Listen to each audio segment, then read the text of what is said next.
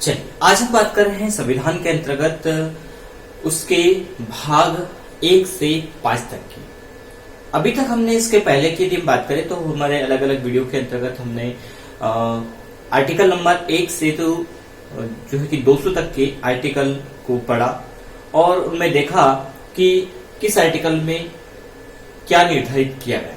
अलग अलग आर्टिकल को हमने समझा और उन आर्टिकल के विभिन्न प्रावधान के बारे में हमने जाना। अब हम एक बार उनका रिव्यू देख लेते हैं कि उन आर्टिकल्स को कैसे और किन किन भागों में, ताकि वो हमें आसानी से समझ में आ सके। तो हम आज उसके भाग के अनुसार समझ रहे हैं 1 से 5 तक के भाग। यदि ऐसे हम अलग अलग टुकड़े बना दें इनके और उनको उसके आधार पर समझें तो ये हमारे लिए बहुत आसान हो जाता है। चलिए शुरू करते हैं।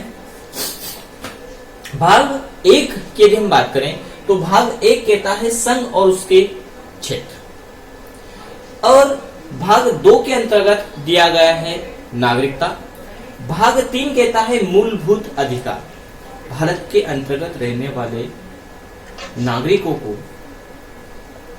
जिसके आधार पर वह अपने आप को संप्रभु और स्वतंत्र महसूस कर सके, यानी किसी निर्णय या किसी डिसीजन तक वह पहुंच सके, एक स्वतंत्र जीवन यापन कर सके और अपने आप को स्वतंत्र महसूस कर सके। उसके लिए जो प्रावधान किए गए वो अभूतपूर्व है।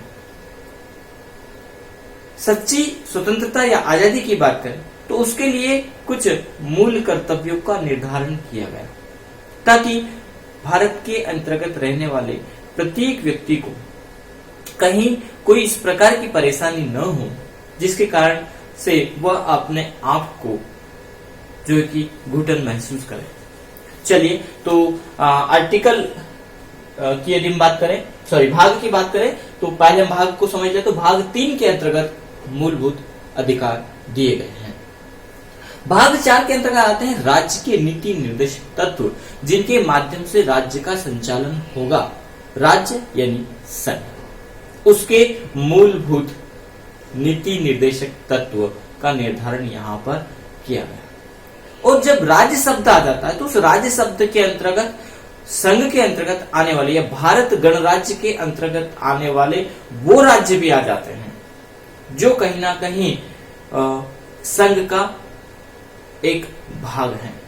तो इसीलिए यहां पर संघ के नीति निर्देशक तत्व न लगा करके यहां पर डिक्लेरेशन किया गया राज्य के नीति निर्देशक तत्व। लेकिन इसके लिए जनता उन्हें बांध नहीं कर सकती, उन्हें बाध्यकारी नहीं है, उसके लिए न्यायालय नहीं जा सके। उसके लिए निर्धारण किया गया कि किस प्रकार से राज्य के विकास के लिए, राज्य को पूर्ण विकसित करने के लिए किन किन नीति निर्देशक तत्वों का अनुकरण किए और वहां की शासन प्रणाली, प्रशासन प्रणाली किस प्रकार से जो चाहे अच्छा कर सके, अच्छाई की ओर आगे बढ़े। चलिए तो भाग 4 के अंतर्गत राज्य के नीति निर्देशक तत्व आते हैं और इसी के अंतर्गत मौलिक कर्तव्य को भी जोड़ा गया आर्टिकल नंबर 51A के अंतर्गत। इसके बाद आता है भाग 5 जिसके अंतर्गत दे रखा है संघ और उसकी कार्यप्रणाली।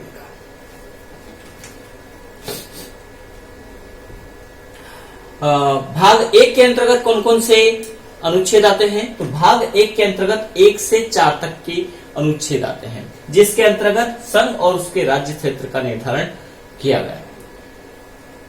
भाग 2 के अंतर्गत अनुच्छेद 5 से 11 तक के आते हैं जिसके अंतर्गत नागरिकता के बारे में पूरा डिटेल किया गया, निर्धारण किया गया कौन भारत का नागरिक होगा, एकल नागरिकता होगी भारत की, और यहाँ की नागरिकता किस प्रकार से प्राप्त की जा सकती है और किस प्रकार से नागरिकता को खत्म किया जा सकता है।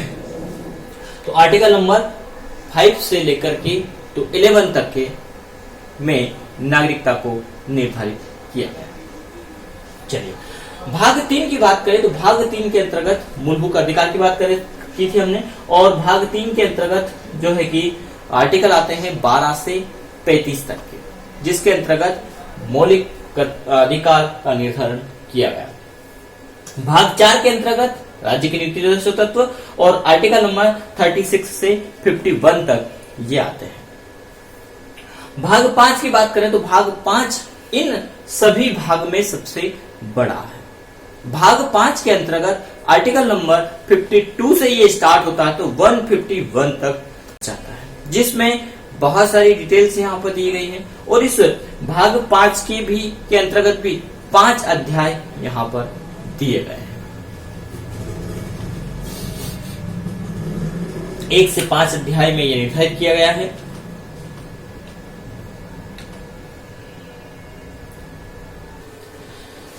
तो भाग 5 के आर्टिकल 52 से 51 के भी अलग अलग भाग यहाँ पर अध्याय निर्धारित किए गए। तो 1 से 5 अध्याय में भाग 5 को निर्धारित किया गया। तो अध्याय 1 के अंतर्गत आर्टिकल नंबर 52 से 73 यहाँ पर आते हैं। फिर अध्याय 1 के अंतर्गत ही जो निर्धारण किया गया वो है 74 से 75 से के बाद 76 महान्यायवादी और अनुच्छेद नंबर 77 से 78 का निर्धारण किया गया। भाग 2 के अंतर्गत अध्याय 2 के अंतर्गत आर्टिकल नंबर 79 से 88, 89 से 98, 99 से 100, 101 से 104 और इस प्रकार से अध्याय 2 के अंतर्गत जो है कि 122 तक के अनुच्छेद रखे गए। अब यदि हम बात करें यहां पर अध्याय 1 के अंतर्गत आर्टिकल नंबर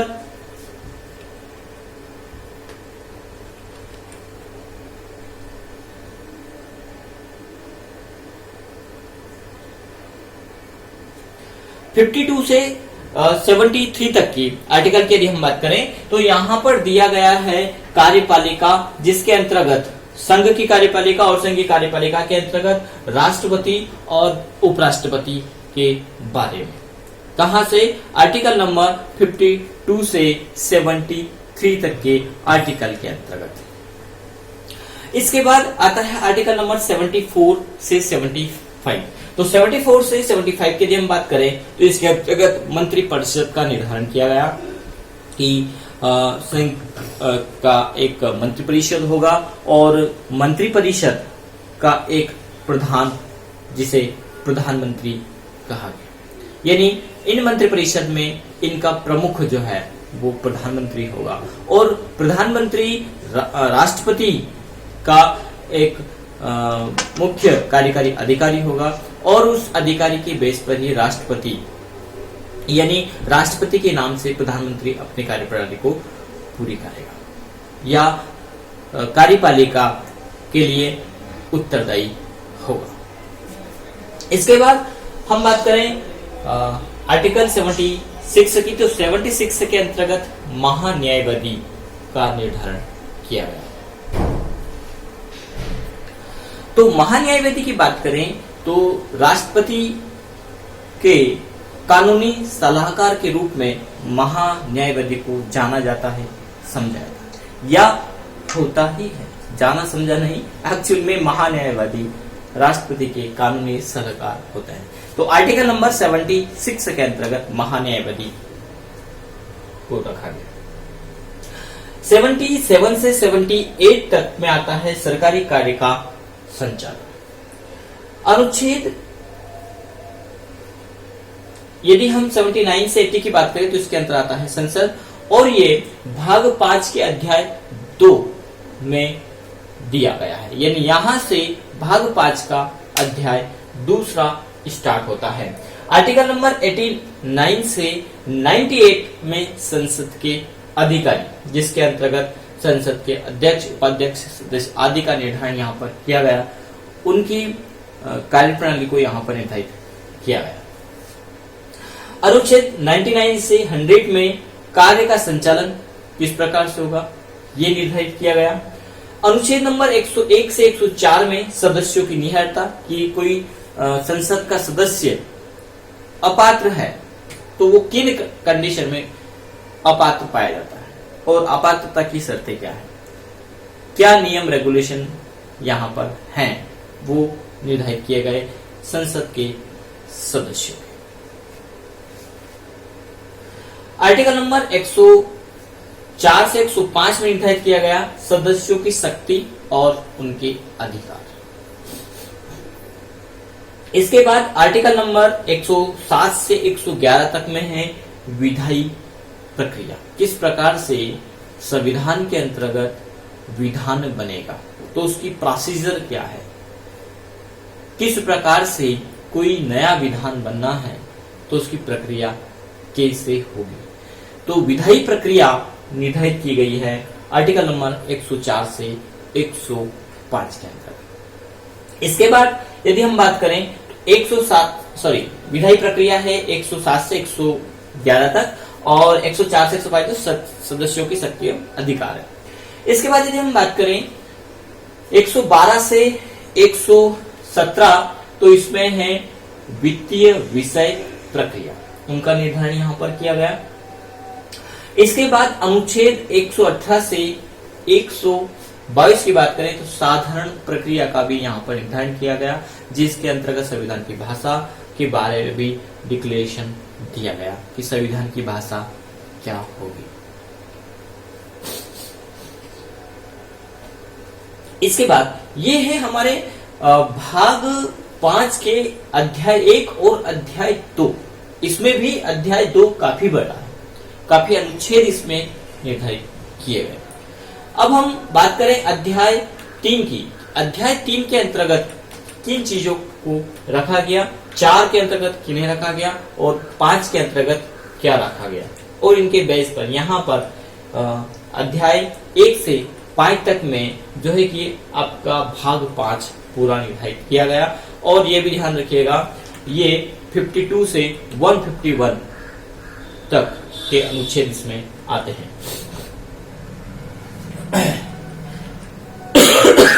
तो अध्याय 1 और 2 में आपके आर्टिकल्स आते हैं 52 से 122 तक के। अध्याय 3 के अंतर्गत आता है अनुच्छेद 123। 124 से 147 तक के अनुच्छेद जो है कि अध्याय 4 के अंतर्गत है और अध्याय 5 के अंतर्गत 148 से 151 तक है। आपका जो अनुच्छेद 123 है इसके अंतर्गत राष्ट्रपति की विधायी शक्ति का निर्धारण किया गया है कि संसद के अलावा यदि राष्ट्रपति चाहे तो वो भी विधान बना सकते हैं, लेकिन उनकी जो प्रक्रिया है और वो विधान कब तक लागू होगा ये भी निर्धारित किया गया। तो विधायी शक्ति जो है राष्ट्रपति की वो निहित है आर्टिकल नंबर 123 के अंतर्गत। इसके बाद संघ की न्यायपालिका। तो संघ की न्यायपालिका आती है आर्टिकल नंबर 124 से 147 तक की अनुच्छेद के अंतर्गत, जिसमें पूरा डिटेल दिया गया कि किस प्रकार एक स्वतंत्र न्यायपालिका और उसकी परिकल्पना की गई और उनके बारे में डिटेल निर्धारित भी किया गया कि किस प्रकार स्वतंत्र न्यायपालिका अपना कार्य करेगी और उन न्यायपालिका के जो अधिकारी होंगे, न्यायमूर्ति होंगे, उनका चयन किस प्रकार से होगा, उनकी नियुक्ति किस प्रकार से होगी और उनकी नियुक्ति में यदि मुख्य न्यायमूर्ति नहीं है तो उनकी नियुक्ति, न्यायाधीश नहीं है तो उनकी नियुक्ति पर उनकी स्थान पर दूसरे न्यायाधीश को किस प्रकार से रखा जाए, उनकी आहारता निहारता, उनका प्रतिज्ञा, उनकी शपथ और उनको हटाने से संबंधित सारे प्रावधान आर्टिकल नंबर 124 से 147 तक निर्धारित किया गया। तो ये क्वेश्चन भी आता है संघ की न्यायपालिका किस भाग के अंतर्गत निहित है, किस अध्याय के अंतर्गत निहित है और किन आर्टिकल्स में दी गई है। तो ध्यान रखिएगा, तो भाग 5 के अंतर्गत उसके भी जो है कि चौथे अध्याय के अंतर्गत, भाग 5 के चौथे अध्याय के अंतर्गत अनुच्छेद 124 से 147 तक आती है संघ की न्यायपालिका। इसके बाद अनुच्छेद नंबर 148 148 से 151 तक आता है भारत का महानियंत्रक एवं लेखा परीक्षक, जिसका बहुत ज्यादा इंपॉर्टेंट है। चलिए, तो ये है हमारे आर्टिकल नंबर 1 से तो 151 तक। तो बड़ी आसानी से ये हमें ऐसे समझ में आ जाते हैं कि इनका किस किस भाग में निर्धारित किया गया और उनके अंतर्गत क्या क्या प्रावधान है। इसके पहले की वीडियोस में हमने उन सभी आर्टिकल के उन नियम रूल्स को पढ़ा, उन डिटेल्स को पढ़ा जिसपे वो निर्धारित किए गए हैं। अब हमने एक छोटे से ग्राफिकल तौर पर इसको जो है कि रिवाइज किया, किस प्रकार से किस अनुच्छेद के अंदर क्या क्या चीजें निर्धारित की गई।